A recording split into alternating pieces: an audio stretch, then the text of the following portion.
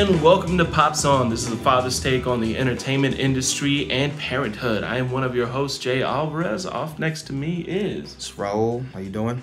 And always on the soundboard is Marcel, who's a mime this week. He's just here, seen and not heard. But hopefully we'll get him out of his box at some point.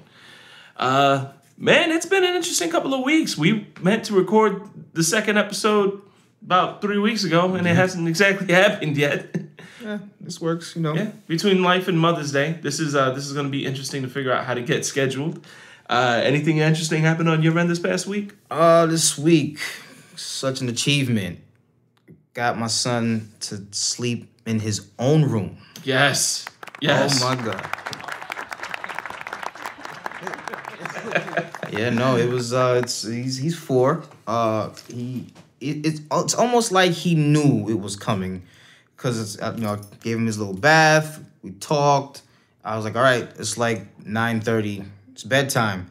So he usually jumps in our bed. I was like, hey, my man, your bedtime. He's like, no, I'm sleeping in here, Dad. I was like, no.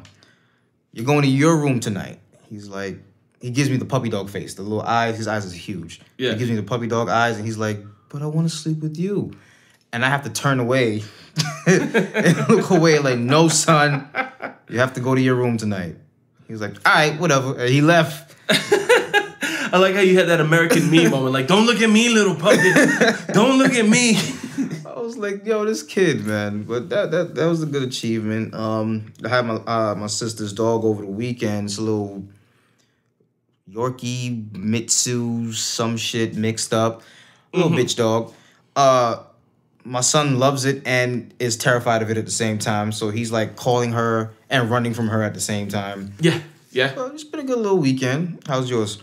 That's mine's been not as successful. That's an accomplishment, bro. I remember when my son. I like how you brought up. He knew it was coming. And he was just okay with it. We tried to take the pacifier away from my son for about 2 years. We tried to get the pacifier away from him. One morning, he just woke up. Walked into the kitchen, said, I don't need this anymore, and threw it in the trash. And I was like, that was it? We just had to wait for him to figure it out. We've been getting made fun of at grocery stores and malls. People are judging us because our 6-year-old has a pacifier in his mouth. It was way too old. Way too old. But you finally just like, all right, I'm done. So he literally said, I don't need this anymore. No. That was just a look on his face. Like, he popped it out of his mouth, like, and he looked at it for like a minute, like, yeah, I think I'm done with you. And he just threw it in the trash and then went back playing Nintendo. I'm looking at his mom. She's looking at me. We're like, do we celebrate this? Did we have anything to do with this? What just happened? Did our son just figure it out? Has he just been being a dick for the last 2 years? A little bastard. And it wouldn't surprise me. He's my kid. He got it from his mom, obviously. But little bastard. Now he went on his first overnight field trip last week. Oh, wow. Went to Tallahassee. He left Tuesday morning at the butt crack of dawn and came back Wednesday night. Now, his mom and I bought him a cell phone because he'd been doing really well in school. It's his 5th grade field trip. He's been doing all right. We're like, all right, you know what? We're going to get you this phone because you're going to go because there's no chaperones. It's just teachers, teachers and school staff. This is a phone. We're giving it to you. You got full access to it. He's got to get password approval for some apps and stuff. But it's his phone. He can text, he can call, so long as he answers the phone when we call and he texts us back when we call. That's the condition. This little bastard went to Tallahassee for 36 hours, did not text us back once, did not call us back once. The only reason we knew he was okay is because his teacher was corresponding with us. Oh, and when we texted, said, hey, we haven't heard from him. Is he okay? She said, oh, yeah, he's fine. I'll tell him to text you. And we said, no. He knows. He knows better. And the teacher felt bad because she was on the phone like, oh, damn. He's gonna okay. Should I hang up the phone and call DCF or what? So he got home. His mom calls me. She says, oh, guess who I have in the car with me? He's alive. And so I start ripping into him, not too much. We both agreed, all right, this is a learning thing. He got a little taste of freedom. He went a little overboard with it. But we've all been there. We've all fucked up. We were just going to talk to him And that was going to be it. Because he's a good kid. So I'm telling him, hey, you don't get to do this. We bought you the phone for this. This is exactly what we wanted to avoid. We wanted to not have to not know what you were up to. You scared us. You really scared us. And I'm trying to get that across to him. And I guess this is the time where he decided he wanted to be a smartass. Because as I'm saying this, all I heard was, I said, motherfucker, I know you're not frying eggs in that car. What the hell was that noise? And I heard his mom like, because I'm the cool parent. I don't have custody. He lives with her. So when I get him, I'm the fun parent. I'm the cool parent. I'm also the strict parent. I don't know how that worked out. I don't know how I'm both, but I'm definitely both. And she knows when my switch gets flipped. And she says, nice knowing you, little motherfucker. And she walks away.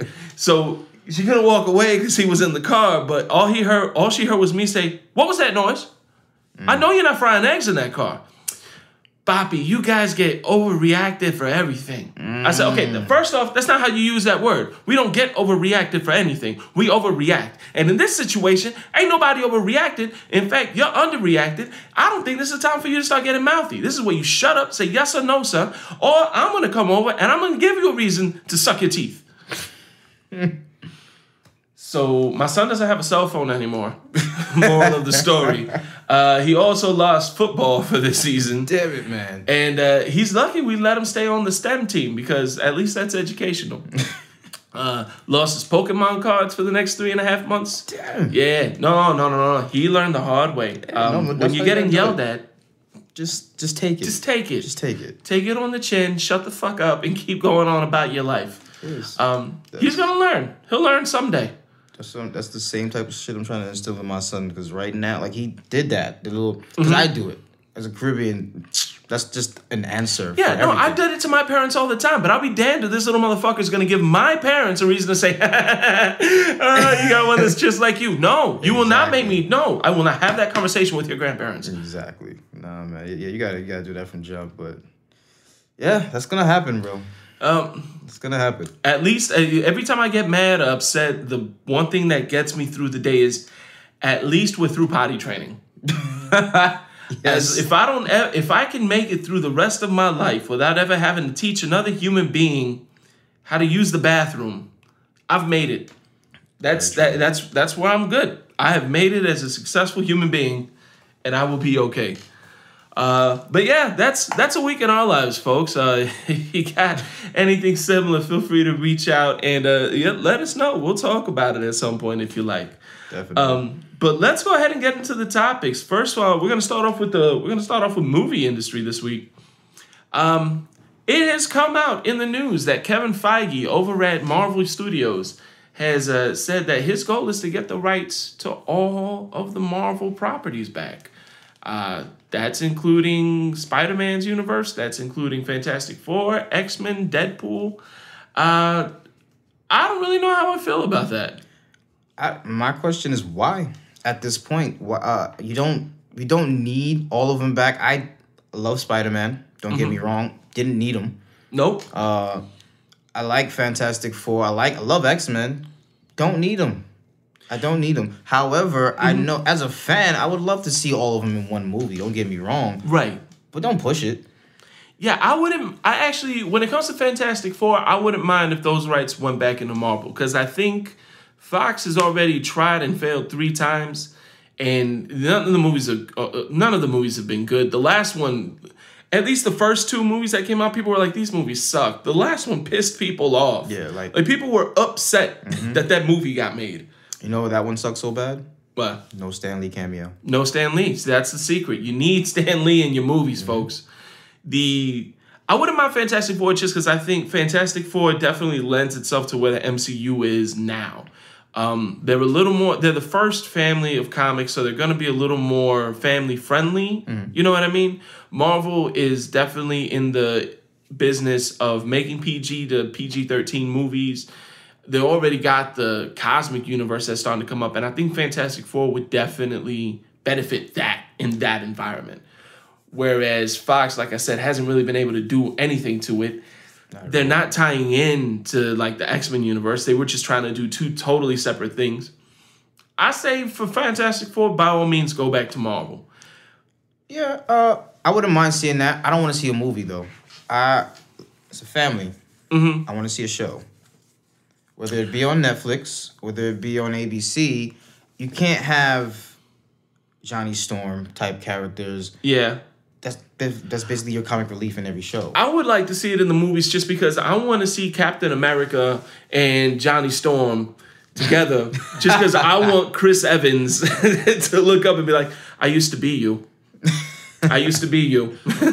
That would be dope. But no, I wouldn't mind seeing a show week to week. It could be we're all spoiled with Netflix and these Hulus and binging everything. Yeah. Make it a show. Doesn't necessarily have to be PG-13. Doesn't have to go that rated R route. Just make it a good show that has it doesn't even have to have the cosmic elements to that level. Yeah. But give it the cosmic elements. Because we want to see Doctor Doom at some point. We want to see Galactus, Silver Surfer at some point.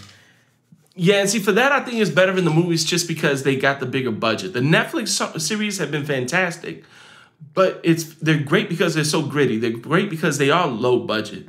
The only special effects I can really think of was making, what's the guy that played Iron Fist? Finn Jones. Finn Jones. Yeah. The biggest special effects that I've seen out of the Defenders universe has been making Finn Jones look like he can fight. That's the most special effects they've put into any of that so far. So I think Fantastic Four would be good. I like that don't introduce them in a movie. You can kind of introduce them, kind of in another movie, kind of like how Batman and Superman did, where they just kind of introduce everybody in another movie. I think Fantastic Four would do good for that because that also eliminates an origin story. We don't need another origin story on Fantastic Four. I don't need a retelling. I don't need a retake. The way that they got whatever they got is already dope. Let's run with that. Just go from there and figure out how to implement them into the bigger MCU, I think.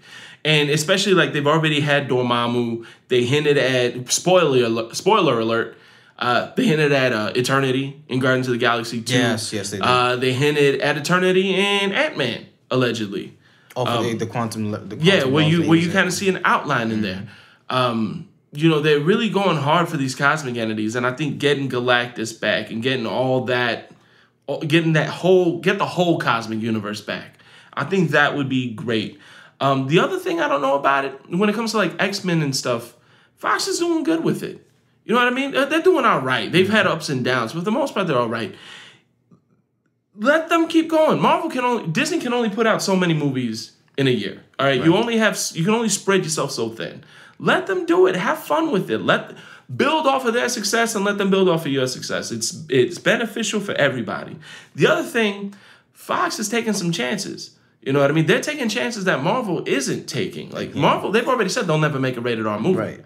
That's not what they're in for. That's not what they're going to do. So if that was the case, if everything stayed with Marvel, we would have never had Deadpool.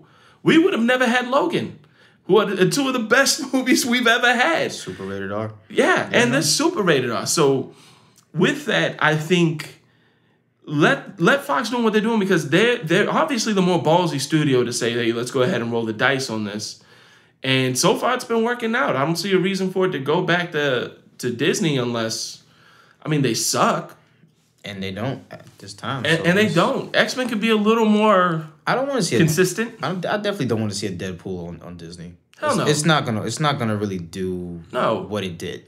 Now, I'd be cool with if they did a crossover. Like if Fox and Disney finally said, hey, guys, there is a shit ton of money waiting to get made here. And we can split it 50-50 and still make a lot of really good money. Mm-hmm. And I don't know what they're waiting for. I can't figure out. I see that as like an end game at this point.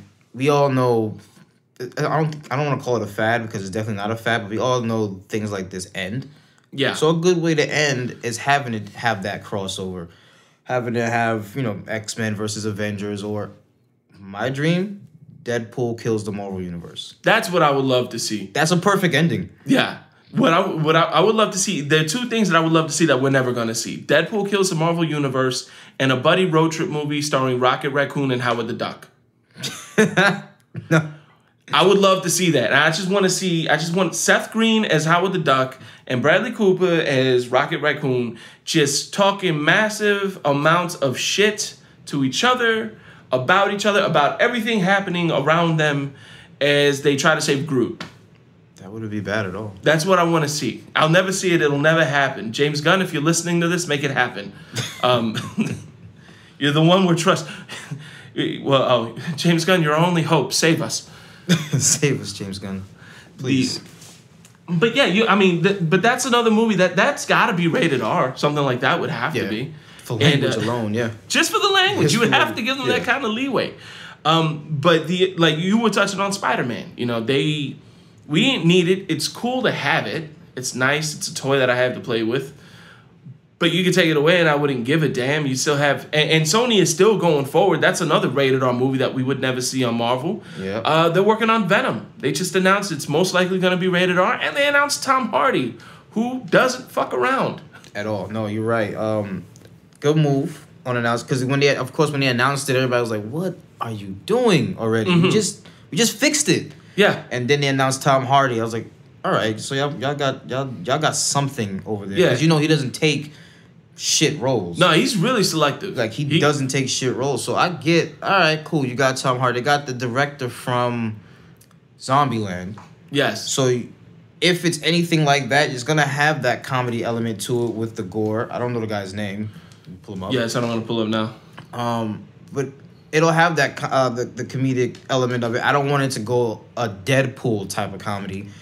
I don't want it to go a Logan type rated R with the crazy blood and action. But I can't see it on some horror type shit. Right. You know what I mean? Because he is a scary character. The Venom and Carnage and that whole Venom symbiote family is just a rated R movie waiting to happen anyway. It's got a lot of horror elements in it, is what it does. And yeah, it's Ruben Fleischer is who's hit up to direct. Well, I don't know. He's the one who directed. He's the one on slate to direct Venom, which has a release date of 2018.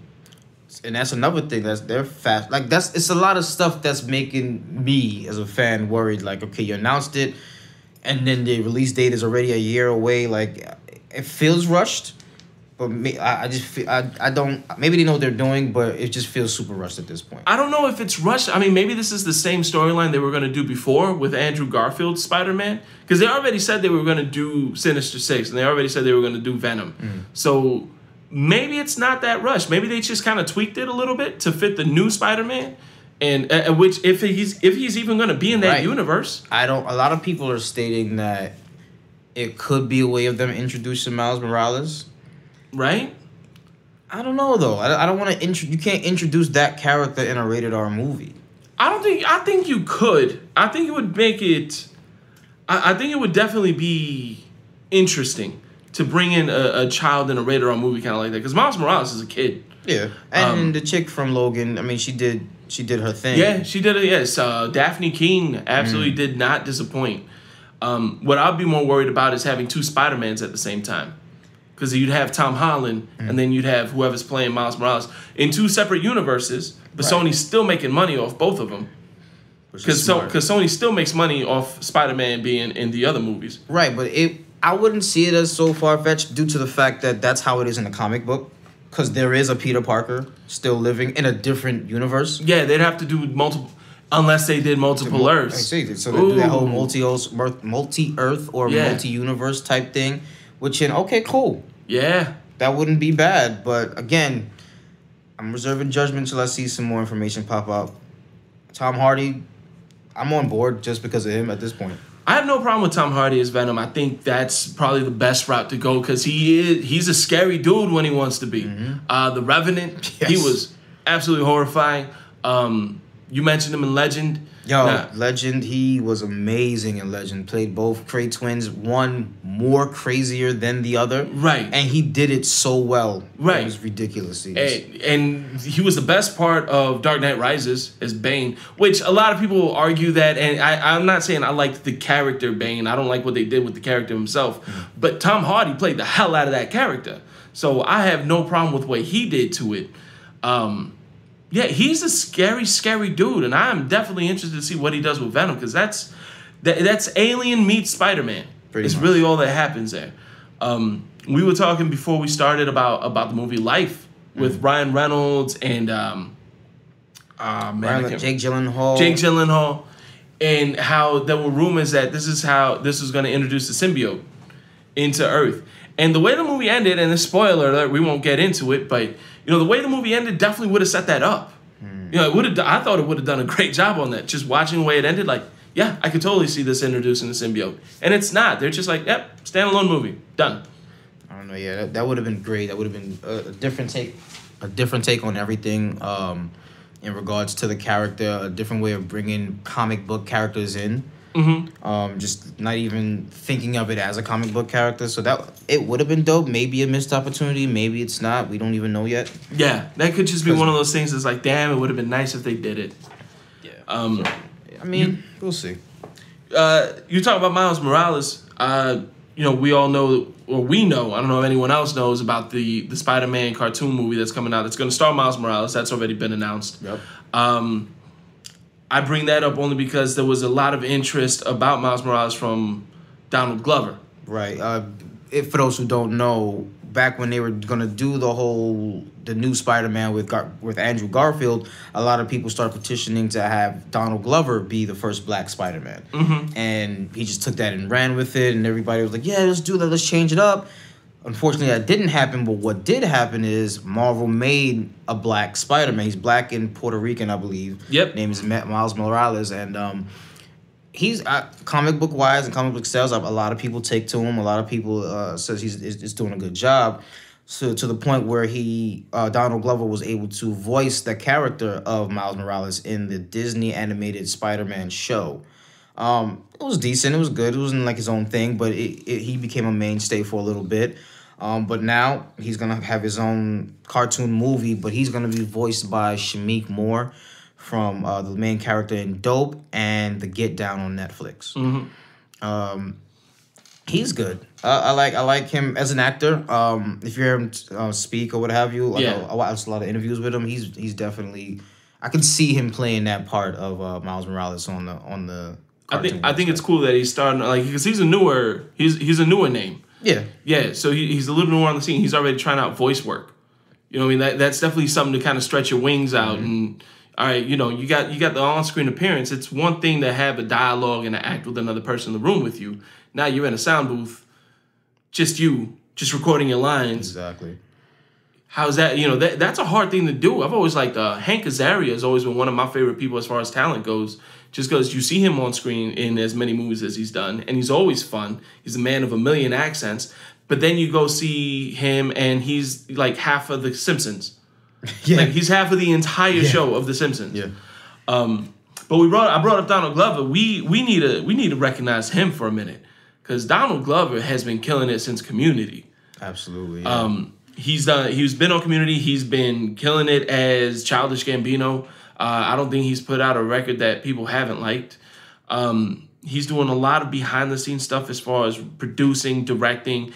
ATL, which has been fantastic. One of my favorite new shows. And him and his brother wrote and produced it. The writing on that show was fantastic. Every episode was different. Every episode, it wasn't your typical black show. Right. It went everywhere. Yeah, I remember watching it and it started gritty. And I was thinking, okay, it's a cool little gritty show. And then that invisible fucking car. Best part, it was so you see them for those who don't know, you see them showing an Instagram picture of an invisible car, like, yo, he got this invisible car, he's living life, and we're all looking at like, are you serious right now? Fast forward to the club night, shots start ringing off, and you just see people flying in the air because the invisible car is plowing through the crowd. Where the hell did that come from? Yeah, when I saw that and I realized that, okay, they are not afraid of getting absurd in this show. That's why I respect Donald Glover so much because he's funny. He has a Comedy Central special. Yeah. He's just so talented in so many different ways. And they're giving him respect, I think, that he deserves. And they trusted him with Deadpool. The Deadpool animated series, which is going to be on FXX, and they just announced he's the mastermind behind it. Absolutely. Him and the team of him and his brother. This is going to be in the style of Archer, which I hear is a very, very great show, so I definitely want to check both of those out. With it being on FXX, he has so much freedom. Yeah. So much freedom to do a lot. And you're going to need that with a character like Deadpool. FXX is as close as you can get to HBO without boobs. And Nice. I think that with that, having that kind of creative freedom to just do what you want to do. One, I mean, because he did FX, ATL came on FX anyway. So he's already got that relationship with him. And them giving him the reins for that and letting him go on FXX, that's basically them saying, hey, man, thanks for what you did with us with ATL. We made a ton of money off you. We're going to give you this project.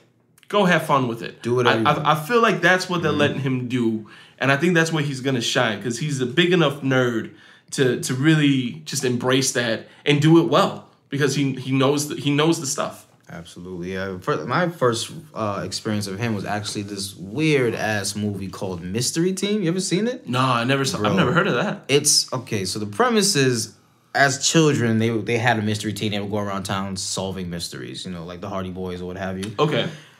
Fast forward to them growing up, and they're still having that young mind, but they're in an adult world, and they're like trying to get into a strip club for search for clues, and they're getting cursed out and beat up. It is the funniest thing ever, and he just plays that so well. So it's like if Little Rascals actually happened in the real world. Yes, yes, it was so ridiculous, and that's the first time I've seen him, and then I've heard of Community. Never knew when it came on, so I never really watched it. But then I'm a New Yorker hard through and through, so I listen to Hot 97 still.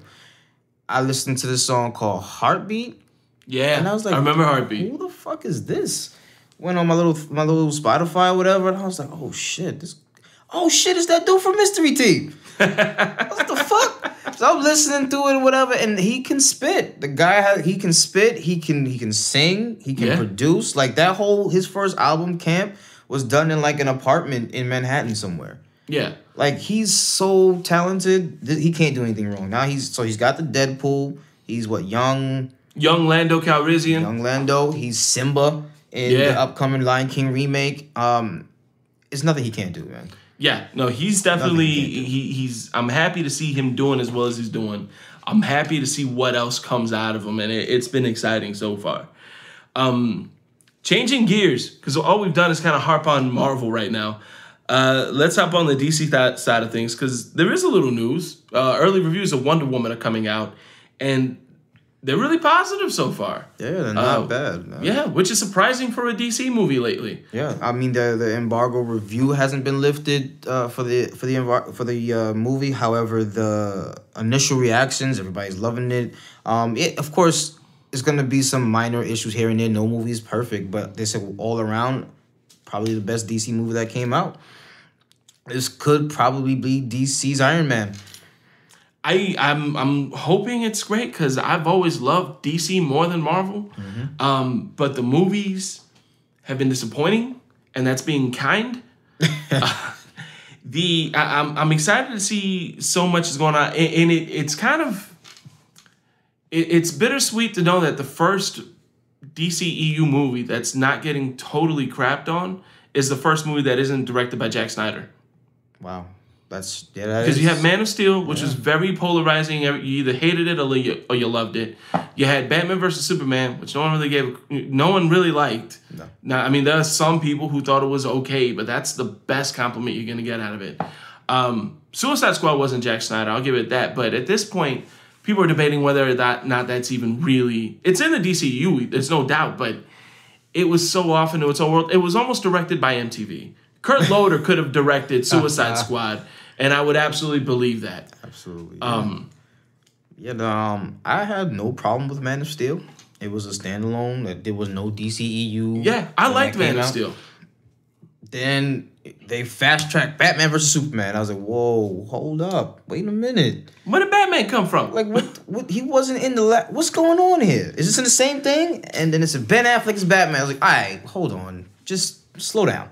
Just gather your thoughts here. What are we really doing right now? Then trailers hit. I'm like, all right, it looks decent. Then the movie hits.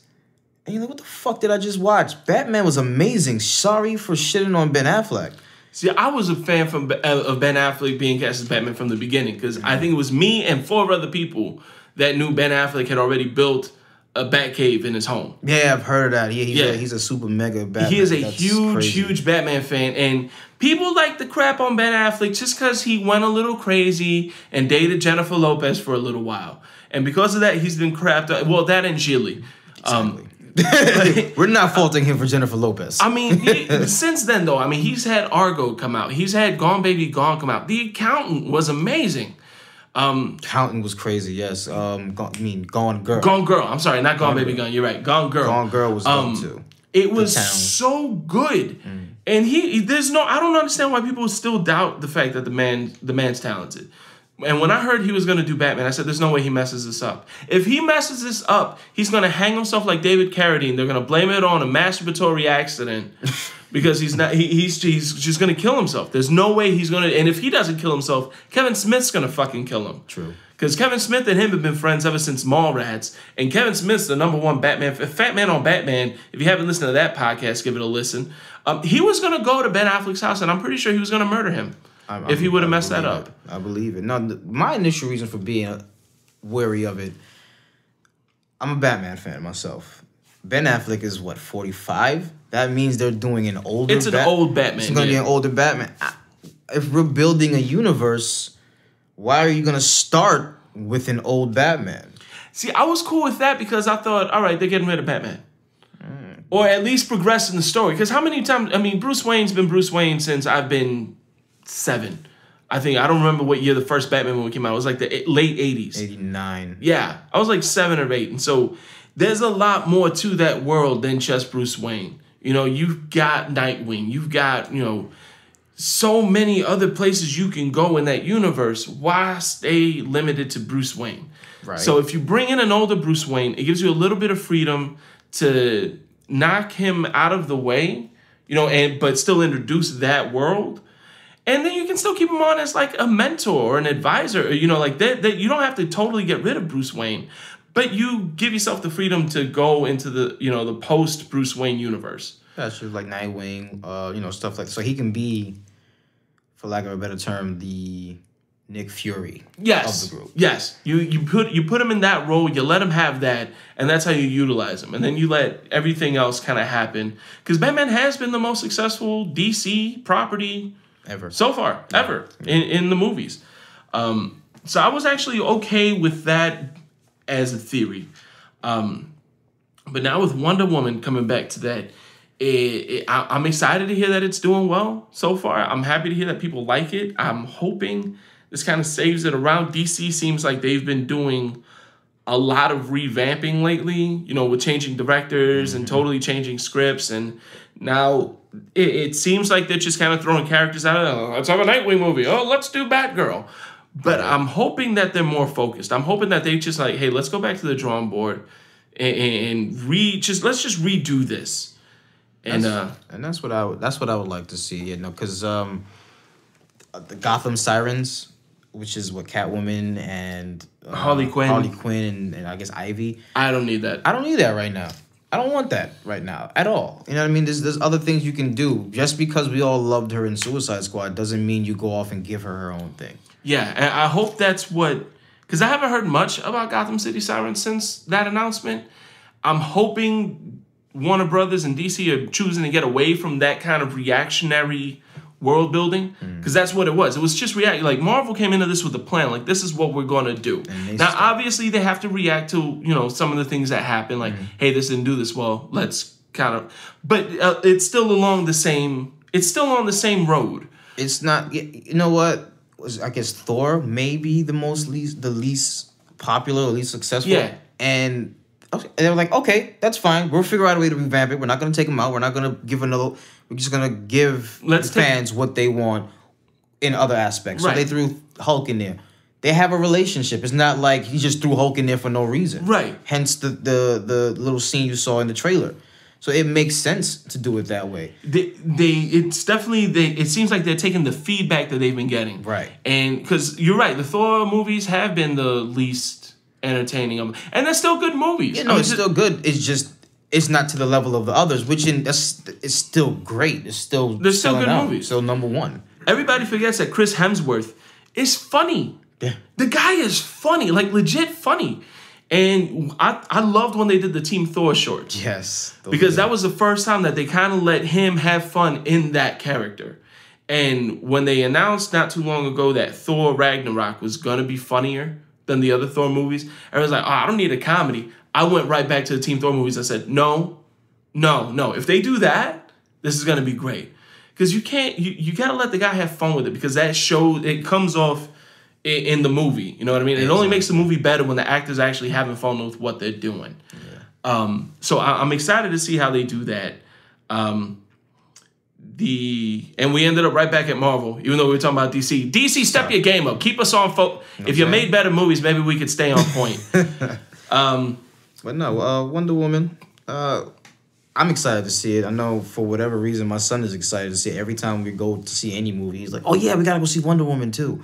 I was like, "All right, cool." So I'm excited that he wants to see it. I'm excited that it's a strong female presence, because there's been a lot of, we got to put women in this movie, like the Ghostbusters remake. They're remaking Dirty Rotten Scoundrels, calling it Nasty Women. They're remaking Ocean's 11. Ocean's 11, yeah. They're Ocean's 8 or something like that. Yeah, I don't like the fact that they're making these movies for women just to do it. Exactly. Now, if you have a storyline and you want to put women, I have no problem with that. Make women the main focus, give women that position, go for it. I'm all day. But come up with something original for these ladies, because they deserve something original. Exactly. Instead of you rehashing some tried out story that's already been done, that people are already familiar with, and just recasting it as women just so the studio has some familiarity. Exactly. No, write an original story, find some original women characters, and do justice to these actors, because that's what it is. Exactly. I mean, even with the Ghostbuster remake, I loved it. It was dope to me. Mm-hmm. I loved it. It was funny. Again, that's another movie my son liked. But I felt that they were just doing it just to do it. It wasn't because it fit the narrative. It wasn't because it fit the story. Hey, we have this going on. Let's do this so we can appeal to them. It felt like a money grab. Yeah, and that's what it felt like. And I didn't watch the movie. It has nothing to do with the fact that they were, Ghostbusters are women. I was happy to see it. I just wanted an actual movie, and it wasn't. It was just a money grab. Yeah. And the women that are in it are all talented. From you have Melissa McCarthy, Kristen Wiig. Kristen Wiig. Leslie Jones. Leslie Jones. Leslie Jones is absolutely hilarious. She was the best part of the movie at times. And what was the blonde girl's name? She's another one that's on SNL. Another one from Saturday Night Live. She was funny as hell too. Kate McKinnon. Yes, Kate McKinnon. Her. And I feel bad that I don't recognize all four of their names right off the bat. You know what I mean? But especially Leslie Jones and Kate McKinnon, because Kristen Wiig was my favorite person on SNL when she was on, and these two are definitely my favorite now that are on. And I love the fact that they got an opportunity to do the movie. I just wish the studios would step up and actually give these women a movie to do that isn't just a rehash of some property that everybody's familiar with. Exactly. Like, build the world, and I think Wonder Woman's finally doing that. And I'm interested to see how that sets up future movies, because I would love to see a Black Widow movie. Really? I don't know anything about her backstory. Yeah, that one scene when they put whatever in her head to show her past or what have you, that did seem a bit interesting. I think there's places to go, as far kind of like how Star Wars is doing those one-off movies. Yeah. I think there may be something there to give Black Widow a backstory. You know what I mean? She's got a friendship. Obviously, they've established a friendship with her and Hawkeye. Yeah. So I would like to go back to see, how did they meet? You know what I mean? What did happen back in that day? I think there's a story to tell. And I'd be interested to see if Wonder Woman opens that up to give that, because Scarlett Johansson's a great actress. Say what you want to say about Ghost in the Shell and Lucy. She does a great job. Yeah, them action roles is definitely something for her. So yeah, I mean, I wouldn't mind seeing it. I feel it's too late, honestly. Mm-hmm. But if they were to announce it today, tomorrow, hey, we're doing a backstory on Black Widow. All right, let's check it out. I trust Marvel, so why not? And again, we're back at Marvel we were trying to stay on DC. God damn it, DCEU, step your game up, Warner Brothers. One thing that we can agree on that DC has been doing, though, are the TV shows. Yeah, they've been hitting DC TV shows are doing great, and we just had a accidental sneak peek of Sci-Fi Channel's Krypton. which is supposed to come up. Krypton, for those of you who don't know, is a TV show that is going to be based on Krypton. And it's going to happen 2 generations before the destruction. So main character is going to be Superman's grandfather. I am excited to see this. I think that there is a lot. No one knows anything about Krypton. I don't even think there are comic books that go back into it. So it's open. Yeah. You can do whatever you want at this point. You get a bunch. If you get some good writers, now David S. Goyer is attached as the lead on this. He's hit or miss, but I'm willing to give the benefit of the doubt only because Sci-Fi has been doing it lately. They went from being total reruns of Quantum Leap all day long to Sharknado, which, say what you will, it made a ton of movie, people watching it. And it seems like they're really stepping their production up lately. They're really trying to put out some good shows. They've got The Magicians. Yeah, I heard that one's good. Which has been great. I haven't finished season 2 yet because I'm catching up. I was surprised at how good it was. Campy, it's not 100%. Some episodes are stronger than others. But it's definitely a step in the right direction, I think, for Sci-Fi. And with them taking on Krypton, I think there's a lot of interesting stories there. Most interesting would be the fact that no one's going to have superpowers. None. And that's what's going to be the biggest misconception. People are going to think, oh, there's going to be a bunch of people flying around and a bunch of Superman and Superwoman. No, this is not on Krypton. They're regular-ass humans. Yeah. That's it. They're just super advanced in technology, which is that's going to be the main focus, I would think. Yeah. At that point, it's going to be basically Gotham for Superman. Right, exactly, and it's gonna be very real because, like you said, it's on Krypton. The only thing that gives Superman his powers is the Earth's sun. Krypton's got a red sun. These are just basic ass people. Like, this is gonna be more of a CW TV show than anything else because there's not gonna be superpowers, and I wonder if that's gonna throw people off. Because I think there's going to be a lot, like, more casual fans are going to come into this like, oh, well, this is Superman's planet and nobody flies? Motherfucker, Superman don't fly on Krypton. Exactly. No, he's just Clark on Krypton. Kal-El. He ain't even Kal-El. He's Kal. El is like, nobody gives a shit about El. That's his last name. You don't call me Jay Alvarez on the street. You call me Jay. And it's like, hey, Kal. Hey, pussy motherfucker. What's up with that curl in your hair? Like, nobody gives a shit about you on Krypton. You're only famous and powerful because you're on Earth. And I think that'd be an interesting take to see how that goes, because they are talking about, you know, families being more like houses. Like, you're gonna have the House of Zod. You're gonna have the House of El. So it's definitely like a Game of Thrones element to that. I just hope they don't turn the show into like a young adult CW. Like Love VW type shit. Yeah, and from what I'm hearing, there's already going to be something with Superman's grandfather and a member of the House of Zod. So there's actually going to be a relationship there. They say the main story is going to be the House of El falls from grace. And it's basically going to be him trying to build the family reputation back up. So that would be cool to see too. Like, for the idea that even if Kal-El would have stayed on Krypton, he probably still would have been an outcast. True. You know, so going to Earth, he's still an outcast. Like, I like the idea of struggle. I was here the whole time. Sorry, You've folks. never lived until you've seen 3 minorities in a room and sirens start. Yeah, I think it would be interesting to see how they play that off. You know, if there's a Game of Thrones, like a royalty element to it. And I like the struggle. I like to see, you know, that build characters. You know what I mean? And where people go from there and what choices characters make. The only thing with Krypton is you already know what's coming. Yeah. Everyone dies. Everyone's going to die except your grandson. So and one of your like cousin, your sister's yeah, kids. and your cousin Supergirl. Like that's it. That's the one thing. Like, one, is it gonna throw people off when they realize that there are no superpowers? Yeah, these are just regular ass people on some planet. Other one is it gonna affect anybody watching this? Because at the end of the day, we all know that they all die. Hey, you're all gonna dead. And that's a great point to bring up, because I'm a big fan of The Walking Dead. I hate the spin-off or the prequel to, I think it's a prequel basically. Yeah. The prequel of it is okay, the virus breaks out, everybody's going in. it frustrates you because they're doing everything wrong to kill the zombie.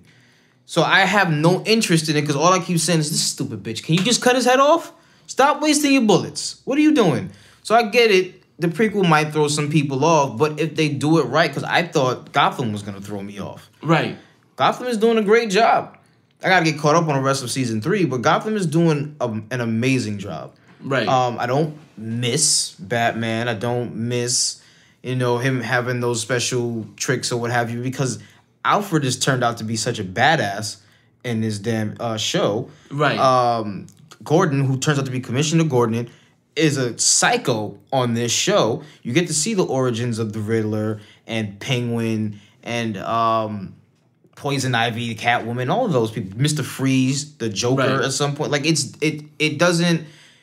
not that bad in the sense of I don't miss Batman. The only thing is like, damn, these were some shitty ass cops because these villains still run the streets these days. Right. That's the only thing. And you're right on that. And the fact that Gotham... See, I got to start watching it again because I stopped watching Gotham halfway through season 1. I couldn't bring myself to keep watching it. Nah, it gets better, bro. Yeah, and that's the consensus I hear. Everyone says, it gets better. It gets better. So I'm debating whether or not I'm going to get back into it. But you're right. It does set up a story for... it's already a show that people already know the ending to. Mm-hmm. People already know what's going to happen down the line. People already know what's going to happen to these characters. So... with that said, yeah, Krypton might actually do all right in that aspect, even though people already know. It's still a different story. Like, yeah, but I know what's going to happen 20 years from now, but I don't know what's going to happen here tomorrow. Exactly. So, okay, I can see that. And hopefully that's enough to catch people's interest. So that's everything I got in the world of movies and TV shows so far. You wanted to come up, Raul. You've got the music on this. Let's see what's going on in the world of music this week. Yeah, man. A lot of different things. It's not necessarily this week, but it's just certain things I've noticed in the industry that it doesn't make sense to me.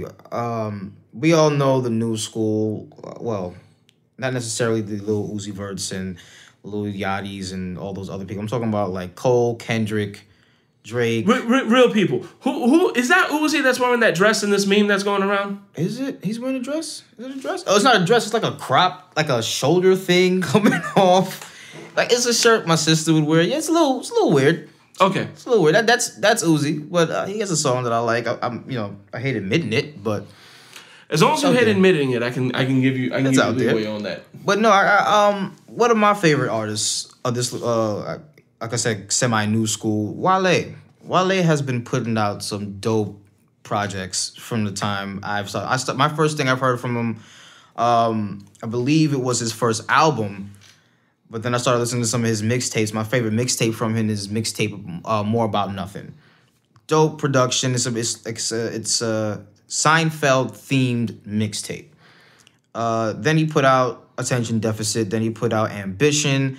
Then I think it was The Gift or Gifted. And it seems as though his fan base has been going down. Oh, that's what people say. I still love the music. He dropped an album a week, 2-3 weeks ago. Everybody I go to talk about hasn't heard of it. He put out a single earlier this year to late last year called My PYT. Dope track. It's a Michael Jackson PYT mixed with Marvin Gaye's one of Marvin Gaye's songs. Sexual Feeling. Sexual Healing. Right? A dope track. Is smooth. It's something that you can play in the club. Something I wouldn't mind driving to. Something that a lot of people want to hear. But this day and age, a record label, if 2 weeks pass and it's not hitting where it's supposed to hit, they get scared and throw something else out. So they throw a single out of him and Lil Wayne, which was garbage to me. Yeah, because people were riding off the strength of Lil Wayne. Yeah. You put Lil Wayne on anything. You put Lil Wayne on a Samsung commercial, people gonna buy the damn phones. We ain't gonna talk about that. That's a whole nother issue. But yeah, I mean, I get it. You want to make your money back, but back in the day, I always bring this back to. I remember when I was I don't know what I was in the house cleaning, Hot 97 on as always, and I hear this song from some weird ass voice, Locked Up, They Won't Let Me, Akon. Mm-hmm. Heard that song and I hated it. I was like, "But stop playing this shit!" But they kept playing it and it kept growing on me. Yeah, and everybody else. So it's going. Then he put the remix out. Then that's going. That's a good 6 months. And then boom, album coming next month. So you hear this annoying ass voice for 6 months. You want to hear something else. You're gonna buy the entire album to go hear it, and you have to physically get up and go buy it at the Wiz or whatever the fuck used to be around. Sam Goody. Yeah, remember that shit.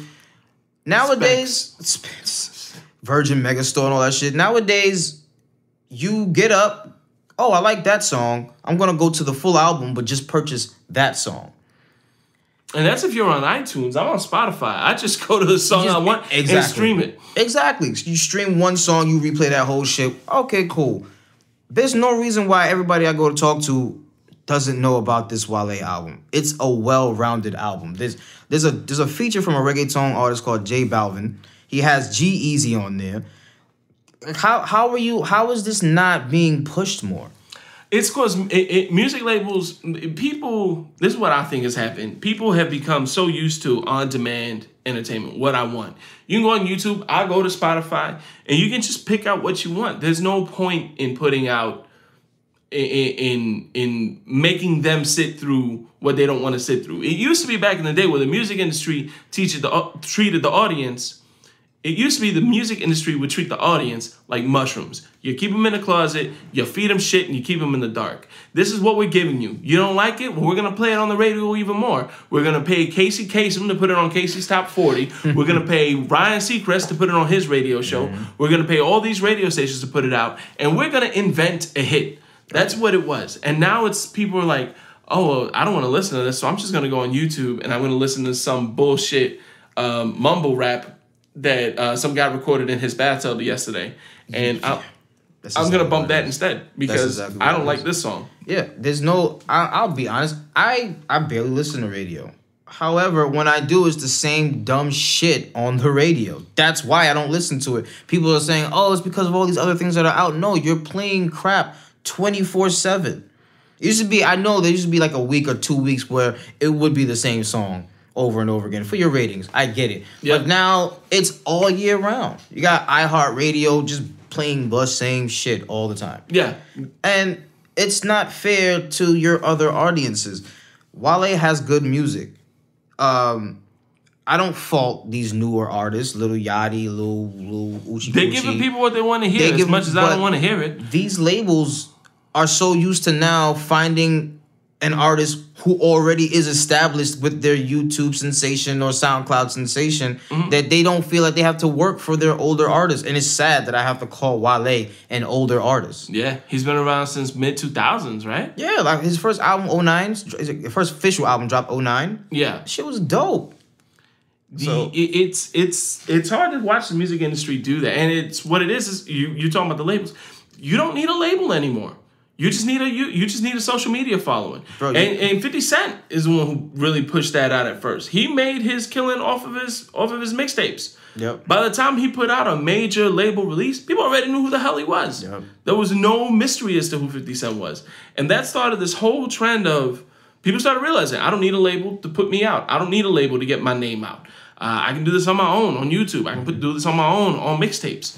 And that's what we're in now. So, as much as we hate and wish the labels and radio stations would play better music and give better options, if they put out, if they don't put out the stuff that these people, these kids are listening to, they don't make money. Yeah, and I hate to sound like an old dude, but I'm just missed what it was called artist development. I miss the old days. Yeah, there's no artist development. You got case in point. There's a guy called Kodak Black. My sister loves this dude. He makes decent music. Don't get me wrong. It's not what I want to hear, but kids want to hear it. He has nobody's behind him telling him what to do because he's always in jail. Like, you're missing because the big thing now is festivals. Everybody, you got to be at a festival. Yeah. That's the big thing. You're missing all this festival money because of something stupid. Yeah. Come on, man. And some of they're 18, 19 years old. They never had this fame before. They need somebody in their corner. Yeah, no, they used to be, it used to be A&R. Yeah, every label used to have an A&R. That's how Puffy started. Puffy was an A&R manager for LaFace, way back in the day. And yeah, you used to have these guys that would come in and take care of the artists, make sure they had what they need. They were kind of like a liaison between the artist and the label. And whenever they needed the artist to do something, like, hey, you need to do this. Oh, you need to stop acting like this because we don't appreciate, and it's old school. It's kind of like old school Hollywood in a way because they used to control their actors and actresses. And I mean, it's not totally right because you are telling people what to do and how to act. But at the same time, people develop sense out of that, though. It works. Sometimes, especially for these younger kids, especially some of these younger rappers, I hate to say it, sometimes this is the closest thing to a parent they've ever had. This is the closest thing to guidance they've ever had. Yeah. So to have that, and you used to see young artists be successful to an extent. I mean, people still go broke. MC Hammer spent his money. Tony Braxton, who? It still happens. I'm not saying that, having an A&R would change all of that, but you definitely have more people that are independent, strictly independent, don't want to sign to a major label, and losing their fucking minds. Nobody tell me what to do all this time, and I'm got this money, so why am I going to listen to you now? Exactly. And another big killer of all of this, social media. Yeah. I never wanted to know I still don't know what Jay-Z is doing. I never wanted to know what Nas was doing. I never wanted to know what type of shit the Wu-Tang Clan were getting into. No. Now, you see everything. You realize how lame some people are when you follow them on their social media platform. Now I can see what Nas is like in everyday life. Oh, look, he's having eggs for breakfast. Exactly. Again. You know what I mean? I like that sense of mystery. I don't need to be that close to my favorite artist. I don't. No. I don't. You don't like this, but my favorite artist is Kanye. Seeing him in the media and all the social media shit, especially with his wife, it kind of turned me off from dude. Completely. I feel like Kanye West was going to be Kanye West with or without social media, though. Yeah, but I wouldn't have access to it. No, he'd have put it in front of you. The same way he did George Bush doesn't like black people. And I applauded that. And it was a good thing. It was the right thing to say at the time. But Kanye West was going to be in your face whether you had Facebook or not. He was going to be in your face if we were still reading Hustler magazines that our fathers were hiding. He'd still be making some kind of statement in there. Makes sense. Also, and speaking of Kanye, Logic, who also put out another dope album. Fortunately for Logic, his album was properly promoted because he did make the sales that he was supposed to make, hit all the proper numbers, about 250 plus first week, 250,000. He got a track on there, I believe it's called America or something like that, and he, people are saying he dissed Kanye. I don't see it as a diss. I see it as him saying, Kanye, yo, what the fuck are you doing? Yeah. He's saying something along the lines of, oh, first you say George Bush don't care about black people, now you're sitting here taking pictures with Donald Trump. Like, what kind of hypocrisy are you on? Right. Go back to making the music that you know that we like to hear. Yeah, and Logic's not the first one. J. Cole called him out in False Prophets. Yeah. The whole first verse was straight up to Kanye. And it's cool that we got these there is hope for hip hop. Yes. And it's weird to say, oh yeah, J. Cole's an up and coming. He's not. He's 33. Yeah. J. Cole is my age. He's unfortunately at this point an OG in the game. 20 years ago, J. Cole would have been too old to be a new hip hop artist. And the thing is, he's not new. He's been doing this since he was a teenager. It's just, it's taken him this long to rise to prominence because he's done it the old school way. Artist development. Yeah. And he did it himself. Well, no, he didn't do it himself. Jay-Z had a big part in it as well. And Kanye did. So which is why when I listen to False Prophets and he calls out Kanye, it's heartfelt. It's not so much that he doesn't like Kanye. He's not dissing him. Right. He's just calling him out, like, hey, like the way you call your friend. I'm like, yo, what the fuck are you doing? Like you see a family member on drugs, like, yo, get your fucking life together. Yeah, that's what he's doing. I used to look up to you. What is this? What are you doing? Exactly. The fact that Logic's been coming out, Logic's always big thing is, or what's always been one of his big things is his ethnicity, his mixed race. I don't know, something you wanted to touch on. Yeah, man. So I listened to the album. Album is dope. Logic's new album is definitely a great. It's called Everybody. A lot of people are calling it the All Lives Matter album. I'm like, what the? So Kendrick's Damn is Black Lives Matter, and his own is the All Lives Matter album. That's not the vibe I got from it. Incredible bars. Definitely one of the new leaders in the new school, in my opinion. My thing with Logic, or his thing is, he has that struggle of being a mixed race baby, and a lot of people are trying to discredit that. by saying, "Oh, how are you gonna tell me as a black man that you're having a struggle being a mixed race?" Yeah, you're not gonna know as a black man his particular struggle. Yeah, nobody's struggle is harder than the next. But you can't discredit this man's struggle. It's a real thing. He speaks about his mom being with his dad. They had him. His dad left. His mom's a racist, and he's growing up, her calling him a nigga. He's going to school with black people saying that he's not black enough. When he gets around the white people, he's like, "What, you're not white. What are you doing?" Yeah, one of us. It's a lot of confusion for this kid. And what kills me is people say, "Oh, how can he struggle because he's half?" But he looks white. Barack Obama is half, and he looks black. He was president of the United States. Logic is struggling to make a career as a rapper. Who had it better? Exactly. You know what I mean? And it's not to say that one person's struggle is worse than the other. I grew up, I'm half white and half Colombian, and I look white as shit. He does, guys. He does. I always have looked whiter than anything else. And it used to kill me because I grew up in Miami where everyone else is Hispanic. Mm-hmm. So the fact that I was mixed, I wasn't cool. People didn't like me. They were like, "Oh, you half cracker motherfucker." And I heard that my entire life. And then when I got around to the white side of my family, I got my mom's family calling it A-Spick. Like, that's all I got. So I never fit in anyway. So I get where Logic's coming from. You never fit in. The movie Selena had a really good scene where Edward James Olmos is explaining to his daughter, you have to be whiter than the white people and you have to be more Mexican than the Mexicans because that's the only way they'll accept you. Mm-hmm. And that's kind of what you have to be when you're mixed in these communities. Because people look at me and say, "Man, but you look white. You've never had to deal with racism." Oh, fuck you. Yes, I have. Because I've had to deal with racism from my own people, from the Hispanic side of it. Because, they don't have a lot of reasons to like white people. Because white people have done some fucked up shit to them. I know, because those white people have also done those fucked up things to me.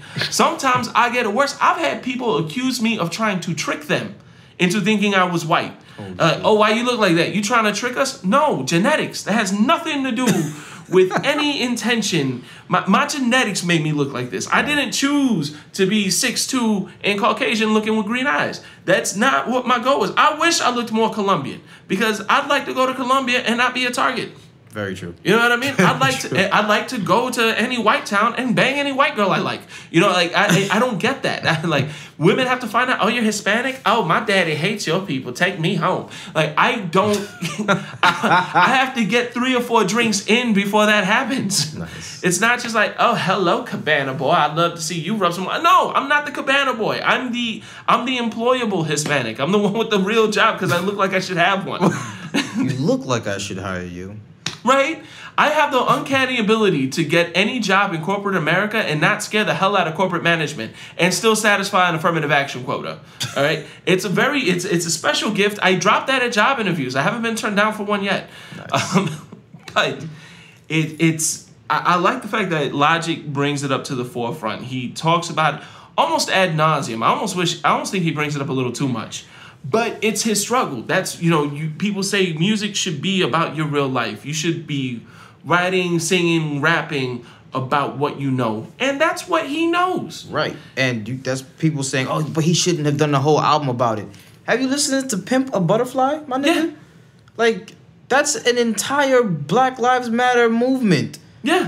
From start to finish. So you can't sit here and tell this artist that his art should not reflect him. Just because it's not a struggle that you're familiar with. Right. Oh, it's not the struggle I went through, so he shouldn't talk about his struggle. No. Right. No. Then you shouldn't get mad when a white person says that to you about your black struggle. Yeah. Simple. A struggle is a struggle, no matter what it is. You can't fault the man if that's what he went through. He's rapping about what he's going through. You either dig it or you don't. That's it. And if you don't dig it, don't dig it. Go buy something else. Exactly. Or respect it enough and be like, "Yo, he's talking about some real shit. And you know what? He sounds good doing it. And his Mexican wife is kind of cute. So I'm going to watch his video. I'm going to grab his album. And I'm going to smoke to this." Like, that's what he wants. That's what he wants, and that's the best thing to do for it. Just respect it. Even if you can't, I can't identify with Kendrick Lamar's struggle. I grew up in Compton. I grew up in a place where Hispanic people were the minority or were the majority. You know what I mean? If we saw a white guy, like, even though I was technically the white guy, we had Corey Day. He was a redheaded white kid that went to school with us. He was exotic. That's when I learned the word exotic is totally based on perspective. All right?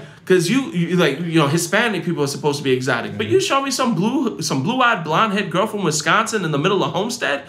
Ooh, que exótica. Like that's exotic to me. Makes sense, and that's what Corey was to us. We gingers, I know is not a word you're supposed to say.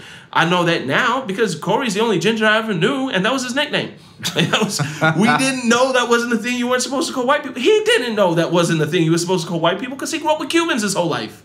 So it's, I don't know that struggle of being a minority because I was never, even though I was ostracized from both sides, I still spoke Spanish. I was still, I'm still more Colombian and I associate myself more with that than my American side just because it's what I know. Right. So I grew up in a world where I was the majority.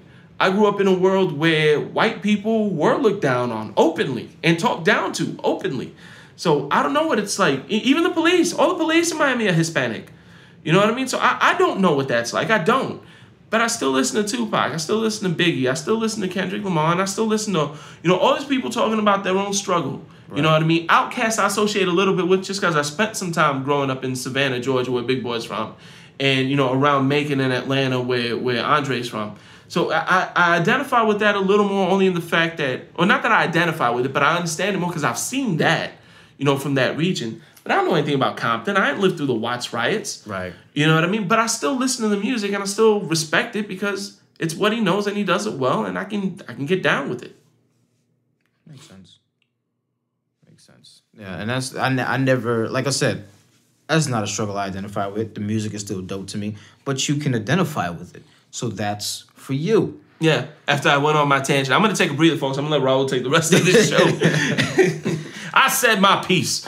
You know what I mean? But that like I said, let people live their truth. Let people do their art. That the art is a reflection of them. If you don't let people do their own and be themselves, then you get people like fucking Miley Cyrus twerking all over the place for like a half a year, half of the last 5 years, and now all of a sudden, oh, I don't want to do that anymore. This is degrading to women. Bitch, you was on stage twerking on fucking Robin Thicke, sticking your tongue out to everybody that walked past, and now all of a sudden this is not a thing for you. Like, you used it to get to where you are, and now you don't want to embrace black culture. Now you're back to your Katy Perry shit. I mean, I get that you're young and you do stupid things that you wish you could take back and regret, but don't knock the thing that made you what you are. Exactly. Because that's what. Now, it's one thing if you say, hey, listen, I matured a little bit. That's not exactly the persona I want to put out anymore. Much respect to those who do. I get it. I was there. I understand it. I'm just not down with that. Method Man has done that to an extent. Without saying it. Without saying, well, he said it in a few interviews he's brought it up. Because people asked him, what do you think about, being identified as the weed rapper? Like kind of like the front runner in holding that torch and, like making marijuana, like weed rap popular, if you want to call it that. And he said, hey, listen, that was me when I was younger. That's not what I want to do anymore. I want to act more. I want to do different things. That's, I was cool being associated with that back when I made How High and back when we were doing those albums. But right now I want to be seen as something else. I would have been totally cool if Miley Cyrus did that. Like, hey, listen, that's what I was, I was doing that back then because that's where I was personally. Right. Now, I'm trying to make an engagement work, which I think that just fell through. But she, I'm growing up a little bit and I don't see the world the same way anymore. And I've changed, so my music changes. Bravo. I would accept that. Absolutely. But to openly say it's degrading and I don't want to be associated with that anymore, it is you. That is you now. You've been twerking. First of all, she made me hate the term twerk. Here's my beef with the term twerking. Back when I was a kid, that was just booty dancing. Twerking isn't new. That's not something that people just Miley Cyrus invented. To me, the weirdest part about her twerking on Robin Thicke was the fact that white people were doing it. Yeah. Because I've been watching. I grew up in Miami listening to like Uncle Luke. We had Quad City, like Miami and Atlanta were the big like booty music back then. You had 2 Live Crew. You had Quad City DJs. You had a NoJ that nobody remembers. You had all these So Def All-Stars. It was a big movement in booty music is what it was. You had DJ Uncle Al. You had Trick Daddy started off with that kind of genre. Mm-hmm. And that's what we grew up with. So when I saw Miley Cyrus doing it, I'm like, this is just booty dancing. Like this ain't nothing new. Why are white people doing it? Exactly. When did that happen? And it ain't, and you call it booty dancing. I'm from the Caribbean. We call it wine. They're just whining. Yeah. That's what that is. And I'm like, at the end of the day, you use this to propel you out of your Disney Channel phase to whatever it is you were trying to be, and now you're degrading it. That's not cool, because it's cult. And I hate the term, but I guess this is why people get upset. It's culture appropriation. You did that. Yeah. You made it cool. I seen the shit all over fucking Nickelodeon, which was pissing me off. I was like, why are they even saying that word on this show? Yeah. But now all of a sudden, no, we're not going to do this. You're going to change your image and put some whole new shit out. That pissed me off. Yeah, just taking it, making it work for you, and then it's exactly what you called it. It's appropriation. I'm gonna do this as long as there's a reward for it. Mm-hmm. But now I'm getting all this backlash. I'm gonna back away from it. Go fuck yourself. Yeah, exactly. Own who you are or don't. Simple. And that's our message to Miley Cyrus, folks. Own your shit or don't. You know, we were talking about some movies at the earlier part of the first segment. We made mention that Marvel, isn't in the business of making rated R movies only because they won't be considered family friendly, and that's what they want to make. Now that's well and good, but I can be 100% honest as a father, as a man, as a veteran. I don't necessarily only watch family friendly things with my kid. I can think of some pretty inappropriate things that I watch with my son. I remember my parents letting me watch Terminator 2 at the age of 11. And when I say let, I mean I snuck the movie out. And when they realized I was watching it, they didn't stop me. I remember my pops letting me watch Shatters. If you ever seen Shatters, it's not a kid's movie in the least. There's no aspect of that movie to be like, son, this is something that we should, watch as a family. No. Yeah. No. This was like me watching it because we had to like proofread shit because it was family in the movie the same way, but I was like, oh my God. To this day, it was some traumatizing shit. Yeah, when I was a kid, the first time I dropped an F-bomb, my dad sat me down and made me watch the George Carlin's Carnegie Hall special. And he's doing, 7 dirty words you can't say. Like, I'm hearing all these things. And I was 7. I had no business. I didn't even know what he was talking about. I laughed because there's one bit that he does where he talks about looking at someone the same way a dog looks at you when you fart down the hallway. You just hear, and the dog kind of tilts his head to the side. That made me laugh just because I could see that as a kid. But I listened to the rest of it with my dad. He used to let me watch Married with Children and In Living Color, which, we look back now, it's fine. But when you're 7 in 1990, it wasn't okay to let your kids watch that. So hold on, you were 7 in 1990? I was 7 in 1990. Bro, you old as fuck. I'm 33 years old, folks. I'm not ashamed to admit it. You know what I was doing in 1990? I think it was like 2. Yeah, it was 2. Oh, so you were sucking on titties. You were fine. Oh. Don't make me feel old. I'll make you feel dirty. Jesus Christ. So, speaking of inappropriateness, what's the most inappropriate thing you've watched with your kids? Well, aside from Deadpool, Logan with my 4-year-old, don't judge me. I did the I purchased the WWE Network. And I was a huge wrestling fan back in the day. Okay. Attitude Era with Stone Cold and Triple H and all the vulgarity of it. At one point there was a porn star as a wrestler. Who was that? Val Venus. She was a porn star? He was a porn star? Yeah. I had no idea. Super weird.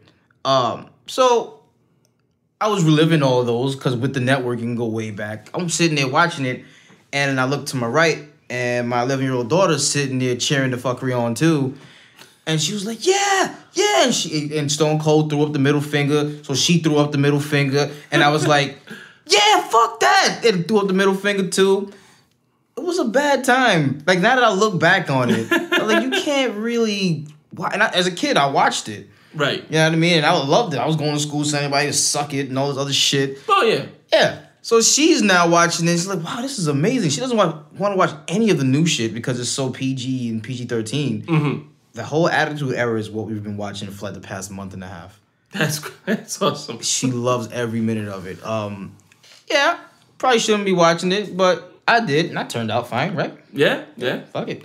I grew up with that being the. I didn't really watch wrestling, but I knew of it. I mean, that's when like Stone Cold The Rock was still The Rock. This is before he was Dwayne Johnson. Right.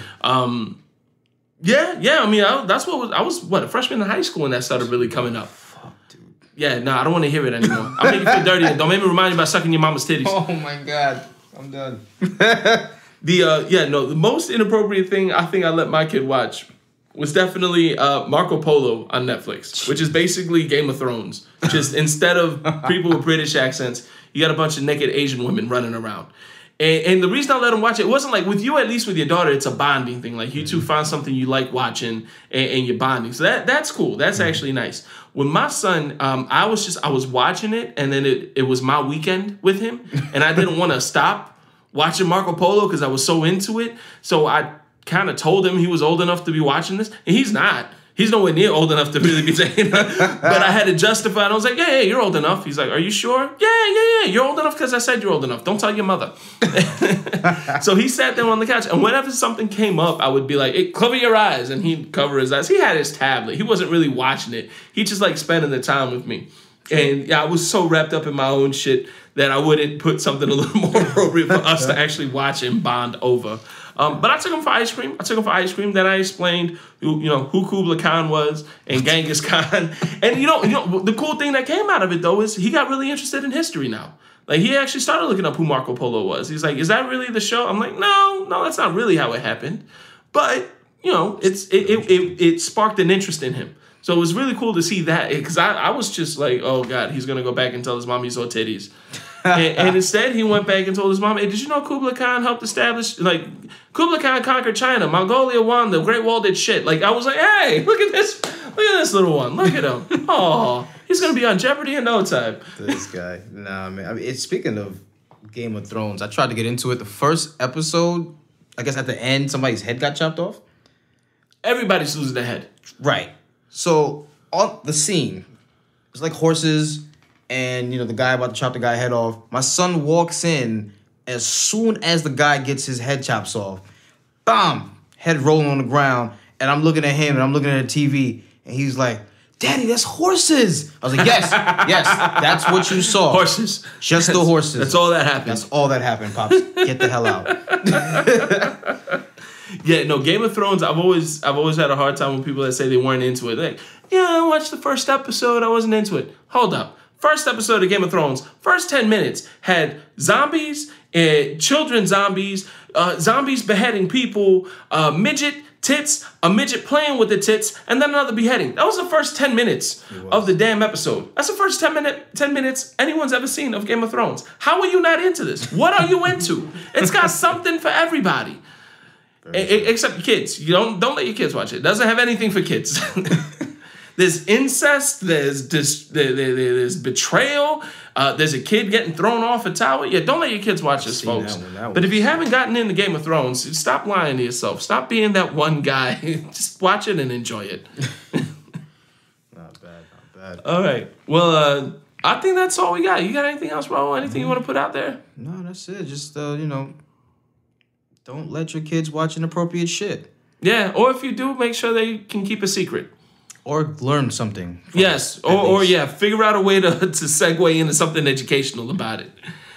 All right, well, that's all we got for you guys this week. Thank you for listening to Pops On. I'm Jay Alvarez. I'm Raul. As always, we got Marcel running the soundboards, and we'll see you guys next week. Peace.